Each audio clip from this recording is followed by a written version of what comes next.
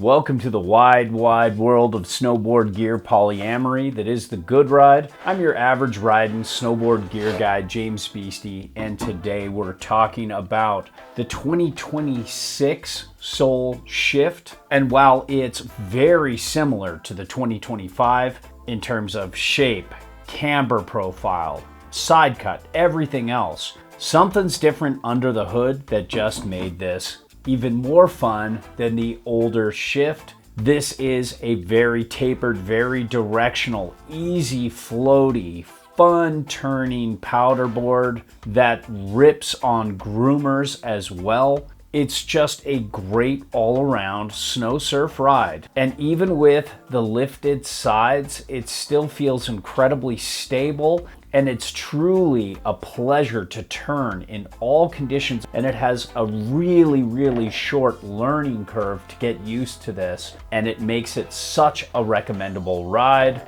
for anybody looking for an amazing, poppy, dynamic snow surfer that also doesn't chatter or buck and bounce you around too much for this kind of pop. So I didn't ride this as much because this is the same shape, camber profile, side cut, etc. Just a different flex personality in comparison to the Shift 159 I own. So I only took this out a couple days just to compare it to the old Shift, because the old Shift I rode in everything from hard snow to groomers to messy snow to some powder. So I really understand this board in all conditions. I just wanted to see how this new flex personality matched up to the older Shift that I have right here and love. And of course I rode this with my Union Force bindings and my Nitro Team TLS boots. So even though this is going to be a glowing review because it's one of the best snow surf boards Davey and I have ever tried,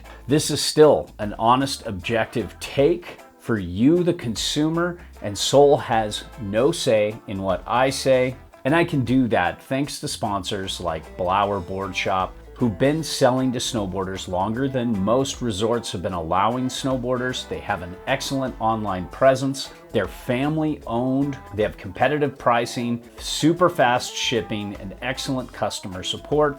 So if you want to support honest, objective reviews like you see here and one hell of a good snowboard shop, buy through our links to Blower Board Shop. We'd greatly appreciate it. So when it comes to sizing, this 59 fit me really well. I never felt like I needed more, and I never felt like I needed less. What's cool about this is tapered directional boards like this, even though they're much wider over the inserts, just seem to turn easier for my boot size. And this matches up really well with my weight. This is like the perfect size for me. But let's say you're the same weight and height as me, but a 10 or an 11 boot, this will still work great because there's a good bit of width over the inserts that can handle a bigger boot. And it has this magic that works just as well for a size 9 as it does for an 11, and I really enjoy that. Now, when it comes to shape, this is very tapered, very directional. You can see it has a massive nose and a pretty deep, aggressive swallowtail. And this is truly what snow surf is. You're riding right on the tail, almost like you would a surfboard. And this is coming from the perspective of being an ocean surfer my whole life. Surfing was my first passion before snowboarding. Now, when it comes to the camber profile, you have a lot of stuff happening here. First off, you have a massive bow of camber underfoot that I can just get all my fingers underneath and lift up. But if you look closely, you'll notice that the nose and tail are off the table. And that's because there is a little lift on the sides. And as you can see, it rocks a little bit back and forth. Normally, I am not a fan of this because it's clear this lifted tech bleeds into the effective edge and the contact points on snow. But for some reason, this is one of the only boards that has never felt edgeless and washy in harder snow. Yet, it's very forgiving. A committed intermediate could easily ride this because this area is lifted and less likely to catch, but it doesn't feel loose, auto spinny, or weird one footing and flat basing off the chair. If anything, I might have to lean a little bit to engage this edge, but here's the thing, when you weight this down and you're on the board, the contact feels much more like camber, but just not as unforgiving. So I'm really enjoying this camber profile, and there's a little early rise with spoon nose. And when you get this camber profile into softer snow, the spoon nose tech really comes alive. So you get everything you want from camber and all the things you don't from camber. And it has a really consistent feel in all conditions. I was really surprised by this. It's the same as the shift I had before. When it comes to edge hold, I was pretty impressed with the shift. There's nothing really in terms of disruption. I thought it would feel sketchy with the lifted sides, but it has very competent grip. It's not an icy snow specialist, but it can hold an edge very well in hard snow. Let's talk shift 2025-2026 flex. It's got a medium stiff flex. It's stiffer down in the tail, and as you get into a turn and engage just one part of the swallowtail, it still holds really well. Then between the feet is pretty stiff throughout this camber profile, and it's a good bit softer in the nose, but it's not super soft. And overall, there is a very dynamic pop. There's carbon over each foot. And then whatever they have going on with the secret sauce inside under this hood, it really makes this board feel stiff when you need it and soft when you don't. They have this thing called Oscillate technology, which gives you a shit ton of pop, but keeps the chatter down. Usually boards this poppy are unruly for me when conditions get hard and uneven and soft and uneven. And while this bucks and bounces around a little bit more than some boards, it's manageable and it's something I could easily get used to. It never felt unruly, like it was gonna buck me out of my line, send me in the air into a tree or something like that. I did have to slow down just a little bit in really soft, thick, uneven snow, but overall it's very good. And then hard uneven snow, usually boards like this that are so poppy can often have chatter and the edge can't stay quiet when you're trying to hold a turn in, let's say, micro bumpy snow that's either soft or hard. This handles it no problem. And this butters pretty well for having lifted sides. I feel like they did a good job at making it flat in the middle,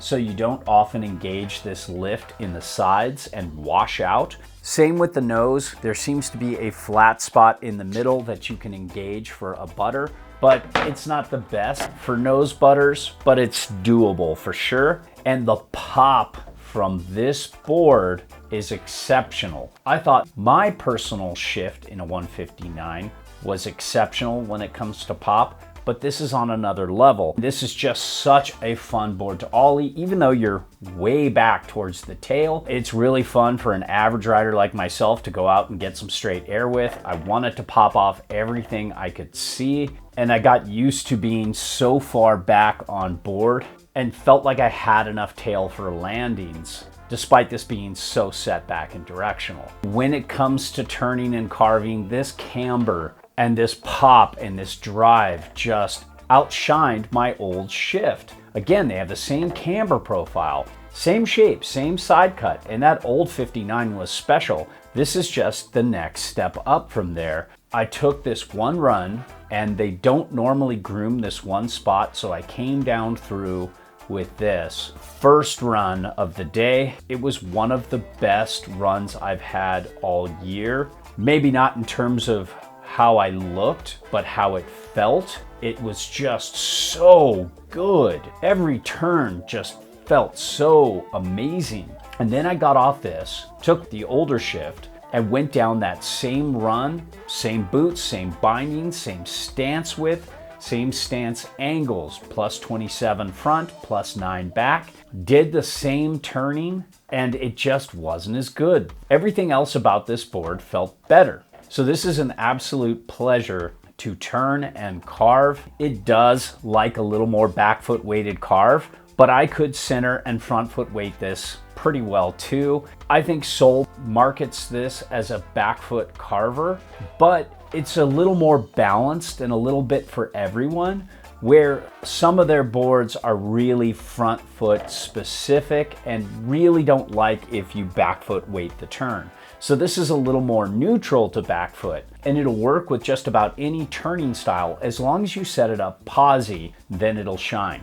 And I was really surprised at how quick this turned edge to edge for size 9 boots with this kind of width underfoot. And this side cut is somewhat deep, but it's a multi-radius side cut, and most shapers are a little vague with what's going on with their side cut, which is fine because it's all about the ride anyways.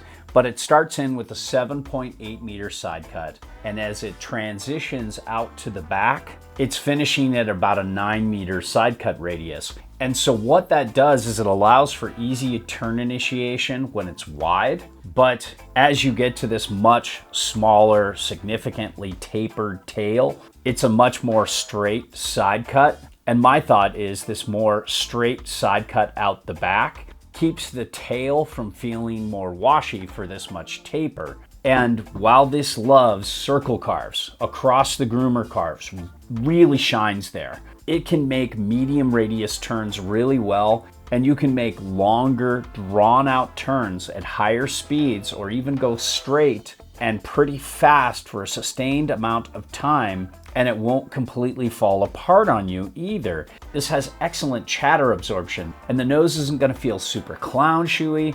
And while this is far from being a straight liner, and there are many better boards in Sol's line, it does really good for what it is. And when it comes to base glide, I love the upgrade to a black base. Sorry, I've neglected this ever since the new one arrived. But anyways, this base was good. I'm not a huge fan of clear bases, but it's fine. This black base feels very good. It has very good wax retention. And although I'm not a huge fan of die cuts, and I can feel this a little bit, I'm still just happy to have a black base. This is definitely upper tier for sure. It's hard to complain about a base like this. Now, when it comes to powder, I didn't really get this model in powder, but I did get the same exact shape in Camber Profile shift in powder with the older model. And you are so far set back on board that I never even set it back, because this tail with such a massive cutout just sinks down and brings the nose up so high that I actually like being just more on what I think might be reference. And that way it keeps the board from doing this and instead does this. This could be your dedicated powder board. There are some boards that are just a little bit better, but if you're looking for a one board Snowsurf quiver, man, there aren't many boards that float this well. The spoon nose just makes the turning experience so smooth and fluid in powder. The float is exceptional. This can handle low angle powder, no problem. Yeah, longer boards do better in low angle powder, but this is just so good in all kinds of powder. I don't have many complaints here. You can ride this in just about anything and be happy. I also love the way this turns in the trees. It's just so quick and easy.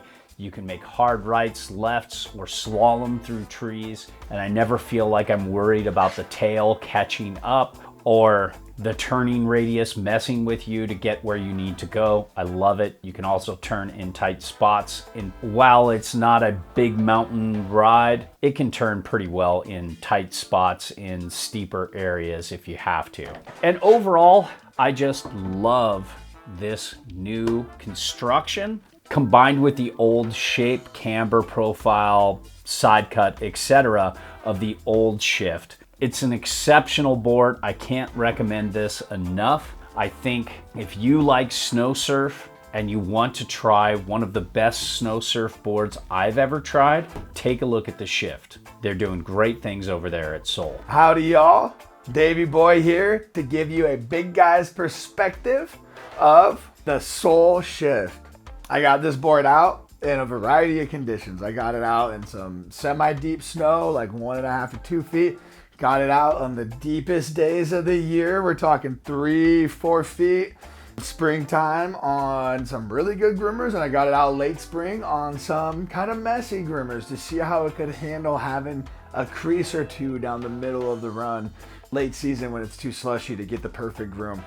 Just to test the dampness and the carving and how good it holds an edge. I rode this board in a 163. I rode it with size 12 Burton Ion boots, 6'3.5", 245, and this 163 was actually a really good shape. The sister swallowtail to this board, the blower, I would have liked to have sized that up a little bit actually, but this one, it was actually a front-footed kind of weighted and down the line aggressive enough where it felt really good in a 163. Get that extra float from that swallowtail and you're not struggling to stay nose up anywhere on the mountain. Great sizing. You could easily be 15 pounds, 20 pounds heavier than me and you got no problem floating around on this thing. This board rocks. This is a real good swallowtail. This is up there with the Carrera Dart as two of my favorite versatile swallowtails that you can ride all day. You can go out in the morning, get those soul turns, float all around the mountain, find a bunch of hidden stashes that no one else is getting to because they can't float like you. You can do all that. You can have just the most epic powder morning. And then in the afternoon, midday, you link up with some buddies and you want to jump off some shit, but you got your swallowtail. Don't worry about it. The camber between the feet allows this board to jump very well. I had no problem jumping 8 or 9 feet off of a cornice into a pretty steep run. I found quite a bit of natural side hits that I was popping off of on this. Really good pop. This board also is very damp. It holds a carve really well. The camber between the feet doesn't just allow for pops on ollies, it allows for good carving and it allows for you to like leverage onto the edge and hold that edge through uneven snow and just really plow through it, and you don't get that chatter feedback that you do with some other swallowtails. Overall, this is the type of board I want to add to my quiver. Super fun. You can take this out on the deepest of deep days. You can ride it all day. You can take it out in the springtime whenever there's good groomers. This is not just a powder board. This is a very fun board to take out and turn and a decently fun board to jump with. So you're not limited. The thing that I don't like with swallowtails is the fact that I got to stick with one riding style all day. Sometimes I feel aggressive. Sometimes I tone it down. Sometimes I'm a little hungry or a little thirsty and I'm not charging as hard, you know. Some days the legs feel fresher than others. So having a swallowtail that you can take out and have a day with is something I really enjoy. Some other swallowtails that are kind of chattery and don't trench as good at carves, they just feel a little more limited. They're kind of like one snow condition only. This board shines in a plethora of conditions and a plethora of terrain. And I think this is a really good option for anybody that's looking to add a swallowtail to their quiver.